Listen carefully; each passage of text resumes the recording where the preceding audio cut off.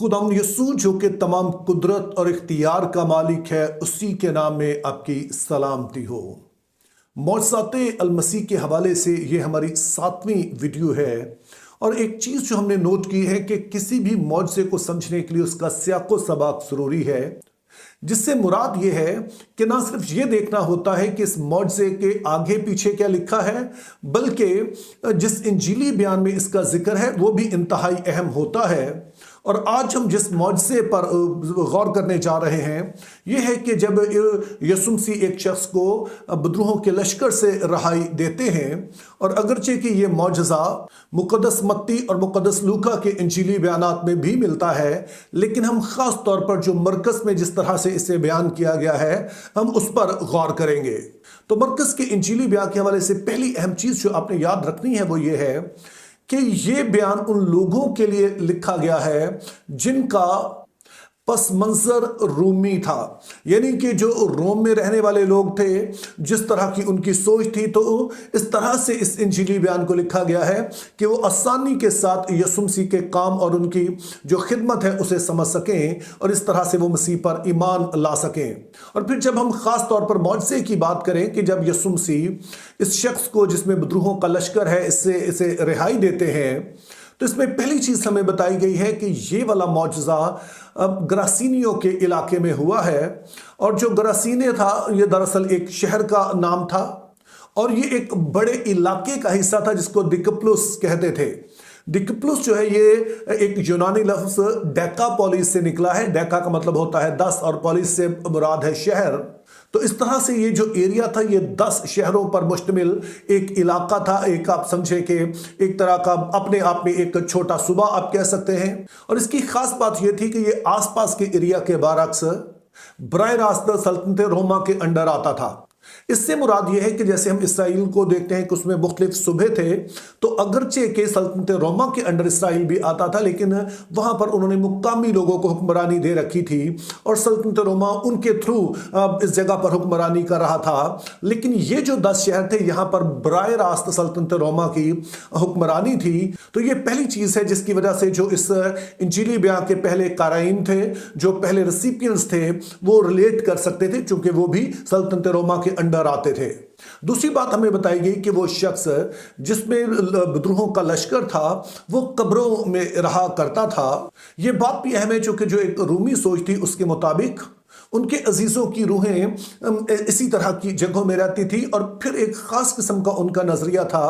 कि रूहें जो है वो मुख्तलिफ तरह की होती हैं, लेकिन उनमें एक ख़ास कैटेगरी होती है जिसको लेम्यूरीज कहा जाता था। और इनके बारे में तसव्वुर ये पाया जाता था कि ये बड़ी ही खौफनाक बदरूहें होती हैं, क्योंकि ये ऐसे लोगों की होती हैं जो मुजरिम होते हैं, जिनको प्रॉपर तरीके से दफनाया नहीं जाता है या मुख्तलिफ वजूहात की बिना पर वो बहुत ही खौफनाक होती हैं और उनकी ख्वाहिश होती है कि वो बदला लें। तो इस तरह से अगरचे कि वो समझते थे कि कई तरह की रूहें हैं जो कुछ बेज़रर हैं, लेकिन बहुत सारी ऐसी हैं जो बड़ी खौफनाक हैं। तो जिस तरह की हालत इस शख्स की बताई गई है, बिल्कुल उनके जहन में यही आया होगा कि ये वो बदरूहें हैं जो खास तौर पर नुकसान पहुंचाती हैं, जिनको कंट्रोल नहीं किया जा सकता है। और फिर तीसरी अहम बात बताई गई है कि इस शख्स में सिर्फ कोई एक खौफनाक बदरू नहीं थी, बल्कि इसमें बदरूहों का एक लश्कर था, जिसके बारे में यकीनी तौर पर आपने सुना होगा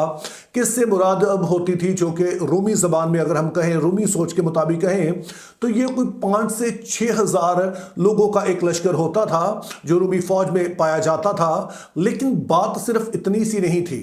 बल्कि जब लफ्ज़ लश्कर बोला जाता था, जिसके लिए इंग्लिश का लफ्ज़ लीजन इस्तेमाल हुआ है, जो कि दरअसल यूनानी जुबान से ही लिया गया है, तो इससे मुराद होती थी एक ख़ास किस्म के तरबियत याफ्ता सिपाही या फौजी। जैसे कि अगर हम अपनी फ़ौज की बात करें तो यहाँ पे मुख्तलिफ तरह की यूनिट्स होती हैं जो कुछ स्पेशलाइज्ड होती हैं, कुछ होते हैं जो कमांडोज पर मुश्तमिल होती हैं। तो इसी तरह से जो लश्कर होता था, ये मैं आपको जो रूमी फौज है उसके हवाले से बता रहा हूँ, तो उसमें जो फौजी होते थे उनको रूमी शहरी कहा जाता था, यानी कि जो रोम के बारे में कहा जाता था कि वहाँ पर आधी आबादी गुलामों पर मुश्तमिल है। तो इसी तरह से रूमी फौज का एक बड़ा हिस्सा गुलाम सिपाहियों पर मुश्तमिल होता था। लेकिन जो लश्कर कहा जाता था, लीजन कहा जाता था, اس میں جو رومی شہری ہوتے تھے، جو غلام نہیں ہوتے تھے، ان پر یہ مشتمل پورے کا پورا ایک لشکر ہوتا، اور یہ صرف غلام فوجیوں کی طرح لڑتے نہیں تھے، بلکہ یہ پوری اسٹریٹجی بناتے تھے کہ اگر ہم کسی علاقے میں چلے گئے ہیں تو وہاں پر ہم نے اس علاقے پر قبضہ کیسے کرنا ہے، ہم نے یہاں پر اپنا قبضہ قائم کیسے رکھنا ہے، کس طرح سے اس بات کو یقینی بنانا ہے کہ پیچھے سے روم کی جو سپلائی ہے ہم تک پہنچتی رہے، اسی لیے یہ سڑکیں بھی بناتے تھے۔ اور سب سے بڑھ کر یہ کہ یہ صرف تنخواہ کے لیے نہیں لڑتے تھے، مزدوری کے لیے نہیں لڑتے تھے، بلکہ چونکہ یہ رومی شہری ہوتے تھے تو اس کا مطلب ہے وہ رومی سلطنت کو بچانے کے لیے ایک مقصد کے تحت یہ لڑتے تھے۔ تو جب یسومسی اس شخص سے پوچھتے ہیں تیرا نام کیا ہے، تو اندر سے جو آواز آتی ہے ہم لشکر ہیں، تو جو رومی تھے جو کہ اس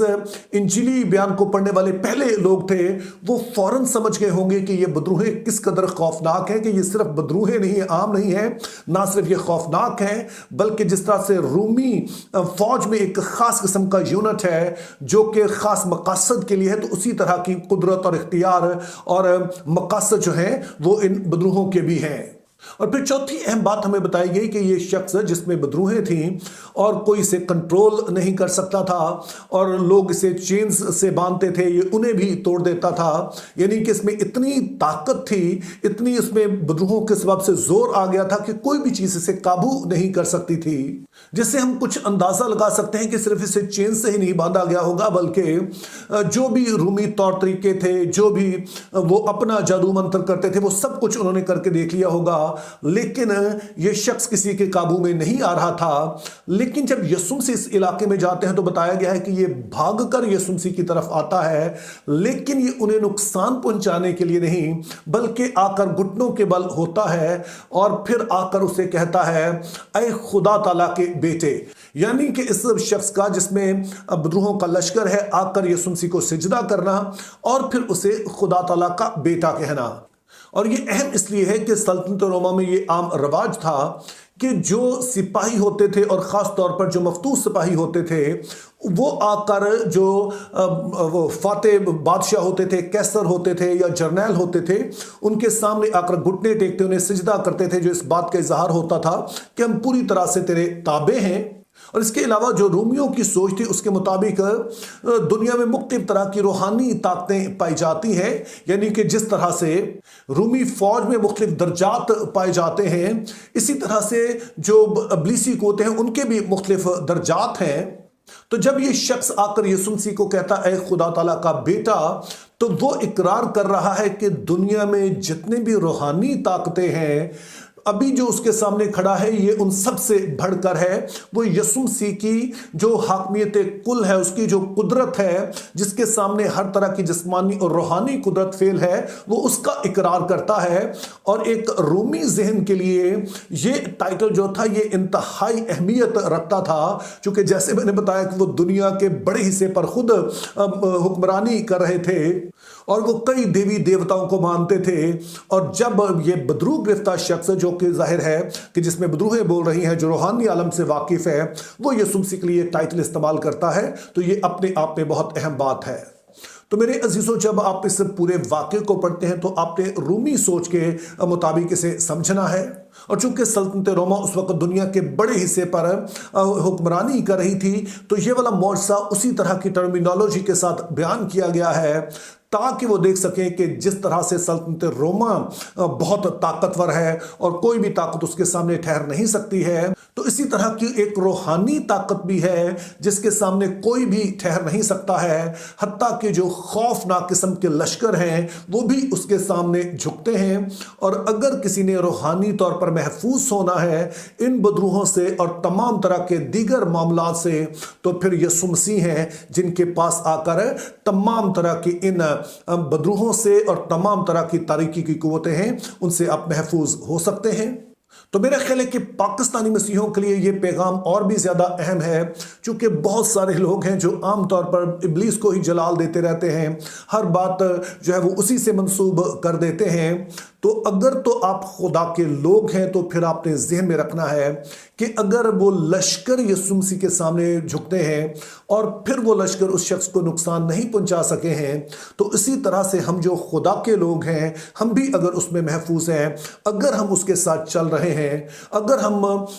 ناپاکی میں نہیں جی رہے ہیں جو کہ ابلیس کو موقع دیتا ہے کہ وہ راہیں کھولتا ہے، تو پھر آپ کو ڈرنے کی ضرورت نہیں ہے، بلکہ آپ تمام طرح کی حالت پر غالب آ کر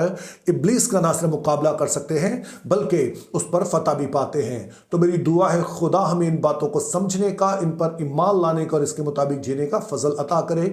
think biblically, live purposefully, have a very good day.